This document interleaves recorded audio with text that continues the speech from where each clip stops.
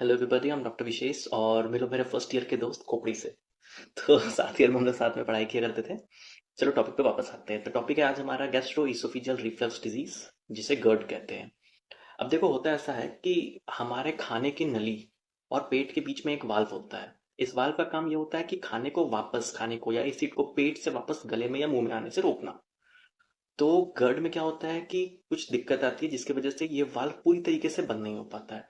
अब पूरी तरीके से बंद नहीं होने की वजह से एसिड जो है वो हमारे गले में या हमारे मुंह तक आ जाता है, जिसकी वजह से हमें सीने में बहुत तेज जलन महसूस होती है, या फिर मुंह में खट्टा पानी सा महसूस होता है, या खट्टा खट्टी डकार आती है। तो ये है गर्ड। अब इसके बहुत सारे कारण होते हैं। एक तो हो गया आपका ओबेसिटी, मोटापा। मोटापा की वजह से ऐसा होता है, प्रेगनेंसी में ऐसा होता है। फिर सुट्टा पीना, cigarette cigarette smoking, alcohol consume करना, स्पाइसी फूड खाना, या फिर बहुत ज़्यादा खाना खाना, इन सभी वजह से एसिड रिफ्लक्स होता है। मतलब कि हमारे पेट से एसिड जो है वो हमारे गले तक या हमारे मुंह तक आ जाता है। इसके सिम्टम्स क्या होते हैं? तो सिम्टम्स जैसे कि मैंने बताया, सीने में दर्द होना। ये खासकर तब बढ़ जाता है जब आप बहुत ज़्यादा खाना खाए हो, या फिर आप लेटे हुए हो, उस केस में भी ज़्यादा सीने में जलन होता है। फिर मुंह में खट्टा पानी सा या कड़वा पानी सा कुछ महसूस होना। ये दोनों टिपिकल क्लिनिकल सिम्टम्स हैं आपके गर्ड के। और जो दूसरे जो सिम्टम्स हो सकते हैं वो होते हैं कि पेशेंट बहुत टाइम से पेशेंट को खांसी रहा होगा, वो बार बार इस तरीके से करके अपना गला साफ करते रहता होगा। आगे कुछ प्रोसीडेड, कुछ फर्दर केसेस में ऐसा भी देखा गया है कि उन्हें खाना निगलने में तकलीफ होती है। तो ये सारे इसके सिम्टम्स हो गए। और ब्लोटिंग हो सकता है, बहुत ज़्यादा गैस बनना पेट में। ये भी गर्ड के ही साइन एंड सिम्टम्स आना। अब देखो, खाना का या एसिड का हमारे मुंह में आना, अगर ये कभी कभार होता है, हम लोग कभी बहुत ज़्यादा खाना खा लिए, बहुत स्पाइसी खाना खा लिए, तो उस केस में ऐसा होता है। तो ऐसे नॉर्मल केस को हम लोग कहते हैं एसिड रिफ्लक्स। पर अगर यही चीज़ बार बार हो रहा है आपको, हफ्ते में 4 बार 5 बार अगर ऐसा हो रहा है, या इसकी वजह से बहुत तकलीफ हो रही है, बहुत लंबे टाइम से अगर ऐसा हो रहा है, तब हम लोग इसी एसिड रिफ्लक्स को, जो कि बहुत लंबे टाइम से बार बार हो रहा हो, इसे हम लोग कहते हैं गर्ड, गैस्ट्रो इसोफिजियल रिफ्लक्स डिजीज। अब इसमें प्रॉब्लम की बात यह है कि आपके पेट में एसिड होता है, उसका पीएच 4 4 के आसपास उसका पीएच होता है। तो वो जब बार बार हमारे खाने के नली में आता है, तो वहां पे डैमेज करता है वहां के सेल्स को। जब हम लोग एंडोस्कोप डालकर, एक कैमरा डालकर जब अपने गले में देखते हैं, तो फिर वो बिल्कुल वहां पे लाल रंग, रेड वेलवेटी रेड कलर वहां दिखाई देता है कि पूरा इसोफेगस वहां पे लाल हो चुका है। तो आगे जाके ये क्या होता है कि 0.2 to 0.5% केसेस में चांस होता है कि ये कैंसर में कन्वर्ट हो जाए, आपके इसोफेगस का कैंसर हो जाए। तो इस वजह से इसका ध्यान रखना थोड़ा ज़रूरी होता है। अब हम लोग बात करते हैं कि कैसे पता चलेगा, मतलब इन्वेस्टिगेशंस क्या क्या है इसके। अगर किसी को गर्ड है तो क्या क्या इन्वेस्टिगेशन कराएंगे। तो पहला जो इन्वेस्टिगेशन आता है वो होता है 24 आवर पीएच मॉनिटरिंग। इसमें हम लोग एक पीएच मॉनिटरिंग डिवाइस जो है नाक के थ्रू, एक कैथेटर पे लगा के नाक के थ्रू हम लोग उसे गले में जहाँ पे वाल्व होता है वहां पे लगा देते हैं। और 24 घंटे तक वहां पे जो भी पीएच चेंज हो रहा है, जो कि बता रहे हैं कि वहां पे कितनी बार किस अमाउंट का एसिड कितनी बार उस एरिया में आ रहा है, वो हमें मॉनिटर करके बताता है। तो पहला तो हो गया ये।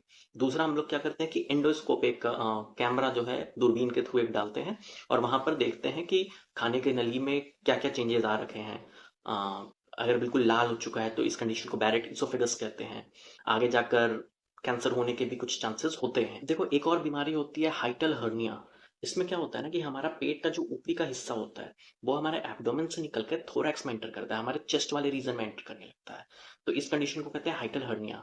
और इसके वजह से भी हमें गर्ड बार बार देखने को मिलता है। और इसका ट्रीटमेंट तो सर्जरी ही होता है। तो अब हम लोग आगे बढ़ते हैं ट्रीटमेंट के बारे में। तो ट्रीटमेंट का जो पहला पार्ट होता है वो होता है लाइफ स्टाइल मॉडिफिकेशन।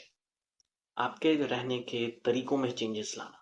तो अगर आप बहुत ज़्यादा ओबीज हो, अगर आप मोटे हो, तो सबसे पहला चीज़ होता है आप अपना वजन कम करो। वजन कम करने से बहुत ज़्यादा रिलीफ मिलता है।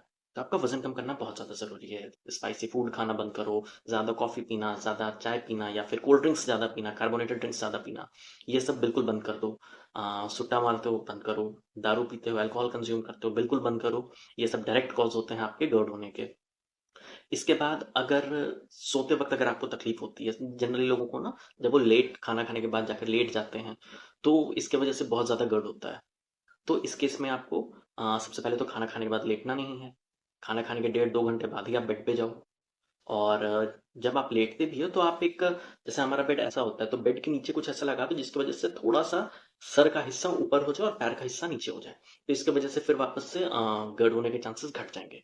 मतलब बेड को थोड़ा सा ऐसे कर देना आपको, 10 डिग्री 20 डिग्री 15 डिग्री का राउंड आप रखो। तो ये बहुत आराम मिलता है। दूसरा, एक और जिस चीज़ से बहुत आराम मिलता है वो होता है तुलसी की चाय। गर्म पानी करो, उसमें थोड़ा सा तुलसी का पत्ता मिला दो। अगर जिंजर मिलाना चाहो, अदरक मिला दो तो और भी अच्छा है। फिर इन सभी को हटा दो और इसकी चाय पियो। बहुत अच्छा इसका भी रिलीफ आता है, एंटासिड का ये काम करता है बेसिकली। और एक और जो ध्यान रखना लाइफस्टाइल मॉडिफिकेशन में आता है कि आपको ज़्यादा हैवी खाना नहीं खाना है। आपको, अगर आपको भूख लगता है ज़्यादा तो आप थोड़ा-थोड़ा खाओ, ज़्यादा बार खा लो, दिन में 5 बार खाओ, 4 बार खाओ, 5 बार खाओ, 6 बार खाओ, पर थोड़ा-थोड़ा खाओ, कभी भी पेट भर के खाना नहीं खाना है आपको।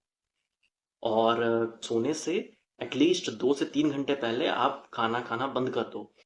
सोने से 2 घंटे पहले तो पानी पीना भी आपको बंद कर देना है। तो ये सारे हो गए आपके लाइफस्टाइल मॉडिफिकेशंस। अब हम लोग बात करते हैं दवाइयों के बारे में कि क्या दवाइयों से रिलीफ मिल सकता है, कौन-कौन सी दवाइयाँ हैं। तो पहला जो मोस्ट कॉमन जो यूज़ होने वाला दवाई है, वो है आपका प्रोटॉन पंप इन्हिबिटर, जिसका एग्ज़ाम्पल होता है पैंटोप्राज़ोल। पैंटोप्राज़ोल 40 mg आता है, पैंटॉप 40 के नाम से, पैन 40 के नाम से। ये आप खाली पेट अगर खाओ, दिन में सुबह खाना खाने से पहले खा लो, रात में खाना खाने से पहले खा लो, खाली पेट में खाना होता है बेसिकली, तो बहुत रिलीफ मिलता है। दूसरा एक होता है प्रोकाइनेटिक ड्रग, जिसका कि नाम है डोमपेरिडोम। ये क्या करता है कि आपके पेट में से खाने को जल्दी से बाहर आगे बढ़ाता है, आपके आंतों की तरफ ट्रांसफर करता है। तो पेट खाली हो जाता है जल्दी, पेट जल्दी खाली होने की वजह से रिफ्लक्स के चांसेस घट जाते हैं। तो दूसरा हो गया डोमपेरिडोन।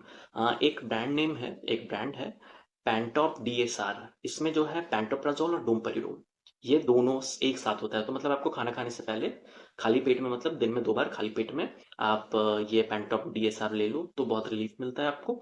और ये ट्रीटमेंट आपको लगभग लगभग 1.5 से 2 महीना लेके देखनी है। 1.5 से 2 महीने के बाद आपको अच्छा रिलीफ मिल जाएगा, फिर दवाई आप बंद कर सकते हो। अगर इसके बाद भी अगर आपको सेम चीज़ अगर हो रहा है, then go and see your doctor. और जो ट्रीटमेंट मोडालिटी होती है उसमें फिर सर्जरी इन्वॉल्व हो जाता है। आ, और हाँ, एक और चीज़ कि आप किसी पार्टी में अगर जा रहे हो जहाँ आपको पता है कि अब यहाँ तो आप खाओगे ही खाओगे, तो सबसे पहले तो वहाँ जाने से पहले 1 घंटे 1.5 घंटे पहले जाने से आप पैंटॉप डीएसआर जो है आप खा लो। दूसरा कि अगर खाने के बाद उसके बाद भी अगर वहाँ आपको तकलीफ हो रहा है, पेट में जलन हो रहा है, गैस बन रहा है बहुत ज़्यादा, तो एंटासिड आता है, कैल्शियम कार्बोनेट होता है उसमें।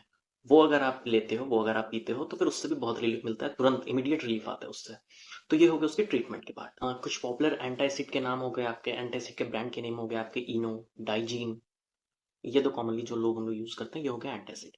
तो ये मैंने पूरा पूरा आपको मोटा मोटी बता दिया है कि क्या होता है आपका गर्ड, कैसे लाइफस्टाइल मॉडिफिकेशन से कैसे इसमें हेल्प मिलता है, क्या इसके ट्रीटमेंट है, क्या इसके इन्वेस्टिगेशन है, क्या क्या इसके क्लिनिकल सिम्टम्स हैं।